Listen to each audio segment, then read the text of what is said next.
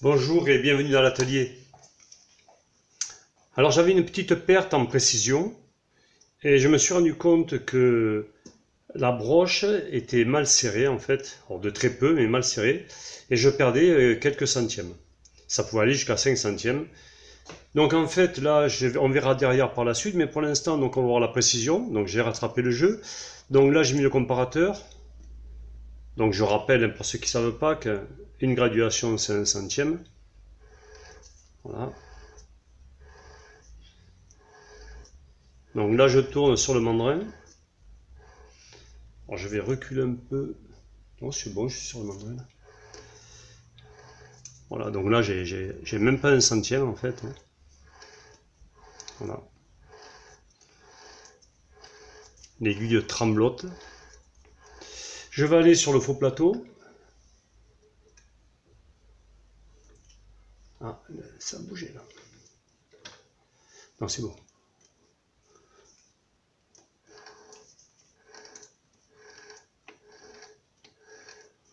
Donc, le faux plateau, lui, est parfait. Ouais, il y a vraiment, mais bon, ça tremblote à peine. Et là, ça se joue au millième. Voilà. Donc, je vais revenir sur le mandrin. Donc, le cassaton, parce qu'il y a le passage en fait entre le faux plateau et le mandrin. Donc, on voit l'aiguille partir. Voilà, là. Que je touche pas le passage là, donc c'est bon. Voilà. Donc là, vraiment, quand ça bouge, c'est vraiment les imperfections qu'il y a, certainement des pets sur le mandrin. Voilà. Donc là, j'ai une précision parfaite. Voilà. Donc si je sors là, ben, on va bien voir que... Voilà, hop. Bon, mais voilà, donc on va voir derrière. Ici, j'ai donc sorti le contre-écrou à l'arrière de la broche. Donc là, il y a l'écrou, il y avait le contre-écrou que j'ai ôté. À ce moment-là, j'ai placé ma clé. Donc j'ai positionné le mandrin là. Voilà. Donc voilà, j'ai fait en sorte que la clé puisse rentrer et me la bloquer ici. Voilà. Bon là avec une main c'est un peu plus délicat. Voilà. Donc en fait j'ai bloqué ma clé ici sur le rebord. Ensuite j'ai desserré, donc bah, ça s'est venu tout seul puisque la clé bloque ici, donc j'ai sorti le contre-écrou, il est venu tout seul. Et pour resserrer en fait, donc j'ai laissé la clé ici, j'ai placé sur le mandrin la clé du mandrin, ça m'a permis de maintenir en fait le mandrin pour pas qu'il bouge.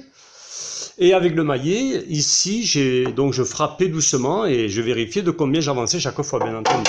Donc en prenant un repère ici, parce que bien entendu, le mandrin, il peut tourner avec. Donc voilà, donc on prend une position, on prend un repère et à ce moment-là, on vérifie de combien on a pris. Donc là, j'ai avancé à peine de 2 mm. Hein. C'était pas grand-chose, mais ça a suffi pour rattraper en fait cette perte que j'avais dans la précision. Voilà, donc pour le remontage, eh c'est pareil, hein, là je vais replacer en fait le contre-écrou. Voilà. Je vais replacer le contre-écrou. Et ensuite, en tenant la clé, avec l'autre clé, avec celle-ci, là, je vais serrer tout simplement. Voilà, et ça permet de rattraper le jeu. Ah, la clé va tomber là. Voilà, et là ça fait que j'ai le mandrin qui tourne librement, il n'y a pas de souci. Voilà, mais j'ai récupéré cette perte de précision. C'était quand même assez gênant parce que là, parfois j'avais 5 centièmes, mais là, j'étais pas très content.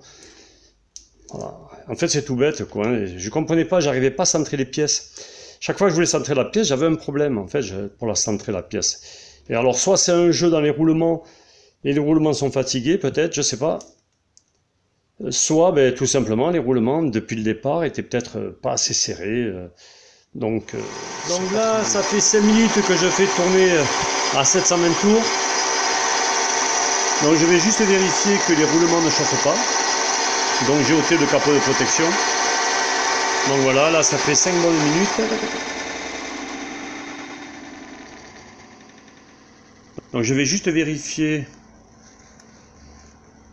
Non, il n'y a rien, c'est à température ambiante. Voilà, c'est même plus froid que l'air extérieur. Non, ça chauffe nulle part. Il n'y a pas d'échauffement, je suis à 20 et quelques degrés, quoi. Température ambiante. Donc ça, c'est moins, ça doit être à 20, 23, 24 degrés. Voilà. Donc il n'y a pas de souci, hein, parce qu'au bout de 5 minutes, si les roulements chauffent, on s'en rend vite compte. Donc c'est une toute petite intervention et qui, à mon sens, est nécessaire et ça ne coûte rien de la vérifier. Je me suis rendu compte, lors de quelques petits essais, j'ai voulu vérifier si tout allait bien, s'il n'y avait pas de souci.